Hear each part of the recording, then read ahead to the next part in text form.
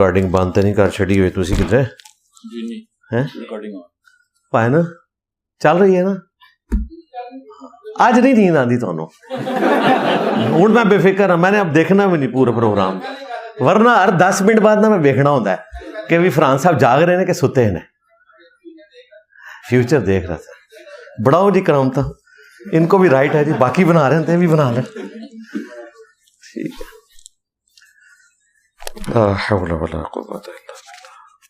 Instructions तो देती हैं ना हाँ दोबारा रिकॉर्डिंग की इजाजत दे दी उन्हें हाँ एंट्रेंस तो आपने बना ली थी ना अब मैं जब दोबारा शुरू करूंगा ना थोड़ा जा 1/4 ऑफ ग्लास देना है तो फिर आप जब मैं ये प्रॉपर शुरू करूंगा ना अल्हम्दुलिल्लाह रब्बिल आलमीन फिर आप बना लीजिएगा जो आपने अपने रिकॉर्ड के लिए इंशाल्लाह बना लिया। अल्हम्दुलिल्लाह रब्बिल आलमीन वस्सलातु वस्सलामु अला सय्यिदिल अंबिया वल मुरसलीन व अला आलिहि व अस्हाबिहि अजमाईन इला यौमिद्दीन रब्बि इश्रह ली सदरी व यस्सिर ली अमरी वहलुल उक़दतम मिन लिसानी यफ़क़हू क़ौली रब्बना आतिना मिन लदुनका रहमतन व हय्यि लना मिन अमरिना रशदा आमीन। अल्हम्दुलिल्लाह आज 19 अप्रैल 2026 को संडे के दिन हमारा ये पब्लिक सेशन नंबर 231 होने जा रहा है। आपके ये रियल टाइम क्वेश्चंस जो हैं पर्चियों की शक्ल में मेरे पास आ चुके हैं। पिछली दफ़ा की कुछ पर्चियां थी वो इंशाल्लाह कोशिश करेंगे आज कवर कर लें इन्हीं पर्चियों के साथ, लेकिन पहले आज का करंट अफेयर डिस्कस कर लें। अभी तो एक ताज़ा करंट अफेयर बन गया है वो आपके सामने है। अभी तो पता नहीं कितनी वो न्यूज़ चल रही होंगी सोशल मीडिया के ऊपर। बहरहाल ये है कि हम अपनी वीडियो के स्टार्ट में ही बता देते हैं कि जो मेरे इल्म की हद तक जो हमने कैमरे से देखा, जो मीर साहब ने हमें बताया कि बाहर जो सिक्योरिटी पे मामूर हमारे पुलिस के नौजवान थे एलीट के, उन्होंने एक ऐसे शख्स को जिसने आते ही फायरिंग करना शुरू कर दी दरवाजे के ऊपर, उसे जो है वो उन्होंने एड्रेस किया और फिक्स कर दिया। बाकी तफसीलात इंशाअल्लाह ताला आपको सोशल मीडिया के ज़रिए और खुसूसन मेन मीडिया चैनल के ज़रिए पता चल जाएगा। FIR भी ज़ाहिर है गवर्नमेंट खुद ही काटेगी। बहरहाल इस पूरी सूरत हाल में अल्लाह का शुक्र है कि हमारी एकेडमी के किसी बंदे को कोई चोट नहीं आई अल्हम्दुलिल्लाह।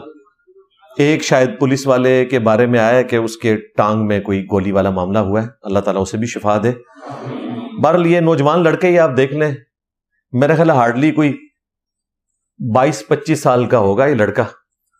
तो अब वो किस दहशतगर्द तंजीम से ताल्लुक रखता है ये तो बाद में ही पता चलेगा। बहरहाल वो कोई हिंदू नहीं है, कोई क्रिश्चियन नहीं है, बुद्धिस्ट में से नहीं है, कोई वर्गलाया हुआ मुसलमान है जिसे किसी मुसलमानों के पेशवा ने वर्गला दिया। तो अल्लाह ताला इनके बड़ों को भी हिदायत दे और इनके फॉलोअर्स को भी हिदायत दे, और अगर इनकी किस्मत में हिदायत नहीं है तो ज़मीन को ऐसे लोगों से पाक करे जो ना सिर्फ मुसलमानों की बदनामी का बायस है बल्कि खुद इस्लाम को डाउटफुल इन्होंने लोगों की नज़र में बना दिया है। और हम तो हमेशा से इस किस्म के रवैयों के खिलाफ बोलते आए हैं, इंशाअल्लाह मुस्तकबिल में भी बोलेंगे। इस तरह की किसी एक्टिविटी करने से ना तो मैंने दर्स देना बंद करना है, ना एकेडमी को किसी हवाले से सील करना है।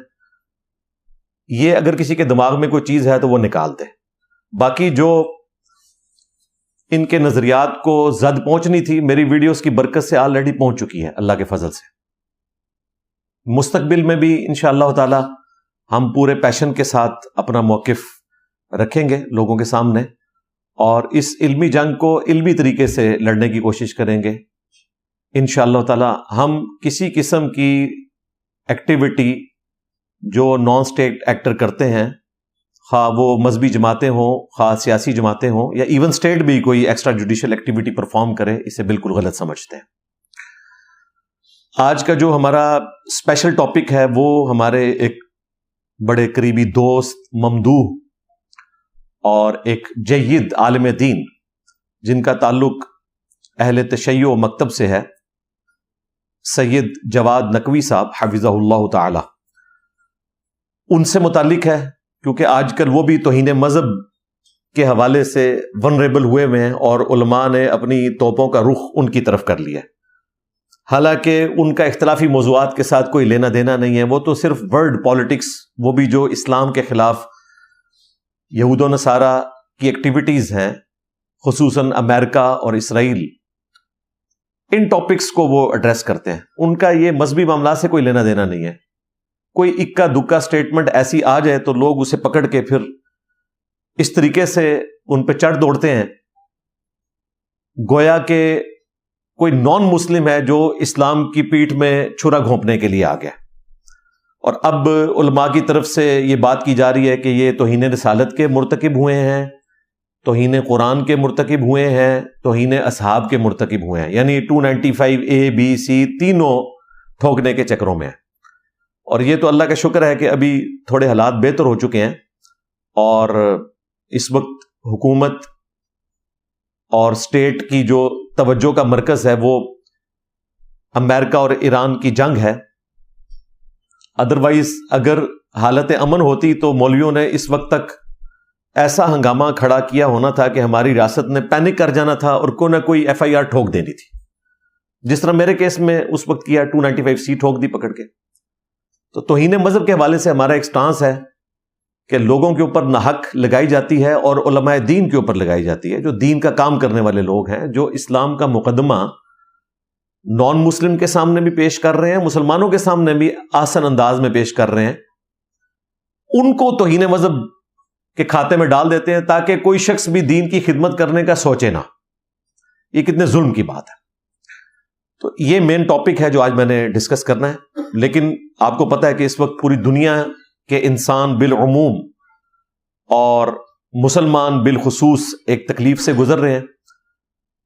28 فروری 2026 سے جنگ کا آغاز ہوا، جو امریکہ اور اسرائیل نے ایک ناحق جنگ اسلامک ریپبلک آف ایران کے اوپر مسلط کی. اور میں نے آلموسٹ کوئی 6-7 ویڈیوز اسی کے اوپر ریکارڈ کی ہیں کنٹینیوس آج کی ڈیٹ تک. 19 اپریل 2026 مختلف فورمز کے اوپر میں نے ڈسکشن بھی کی. آج میں سٹارٹ میں تھوڑا سا جو اس ہفتے کی اپڈیٹس ہیں ان کو ڈسکس کر کے پھر اس ٹاپک کی طرف آتا ہوں. 10 اپریل 2026 سے جو اسلام آباد ٹاکس کا آغاز ہوا تھا اور 12 اپریل 2026 کو وقتی طور پہ اس میں ایک تعطل کا معاملہ ہوا اور وائس پریزیڈنٹ جو امریکہ کے تھے JD وینس وہ واپس چلے گئے، لیکن انہوں نے ان مذاکرات کو ختم کرنے کا اعلان نہیں کیا تھا. میں نے پچھلی دفعہ بتا دیا تھا کہ یہ چلیں گے ابھی آگے، حالانکہ بعض لوگوں کو یہ وسوسہ تھا کہ شاید یہ معاملہ ٹھپ ہو گیا، لیکن اللہ کا شکر ہے کہ وہ معاملہ آگے چلا. بلکہ اس میں مزید پیش رفت یہ ہوئی کہ لبنان اور اسرائیل کا جو معاملہ سٹارٹ ہوا تھا، جو اسرائیل ناحق بمباری کر رہا تھا، وہ بھی الحمدللہ وقتی طور پہ سیز فائر ہو گیا ہے اور امریکہ میں ان کی بھی ٹاکس جاری ہیں.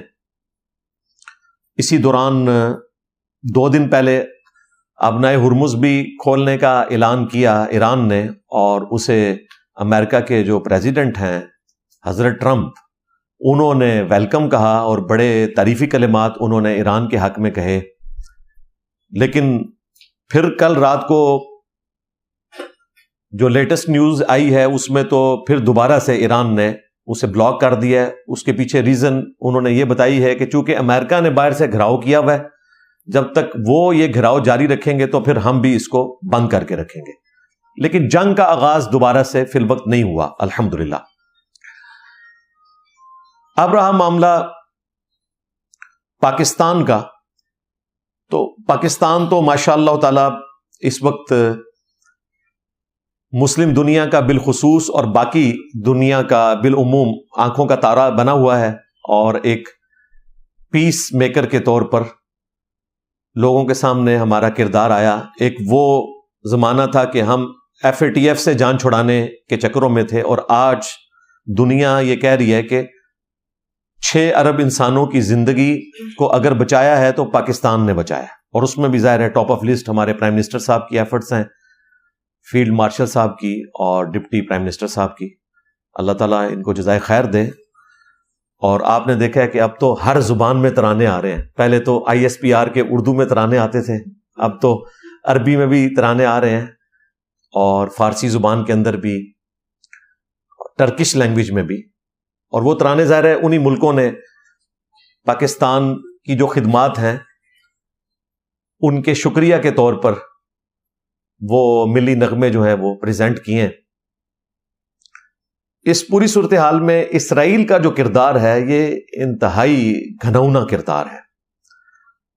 وہ یورپ اور امریکہ کے عوام جو کل تک اسرائیل کو ورلڈ وار 2 میں ہٹلر کے ظلم کی وجہ سے مظلوم سمجھتے تھے، آج پبلک پرسیپشن چینج ہو چکا ہے۔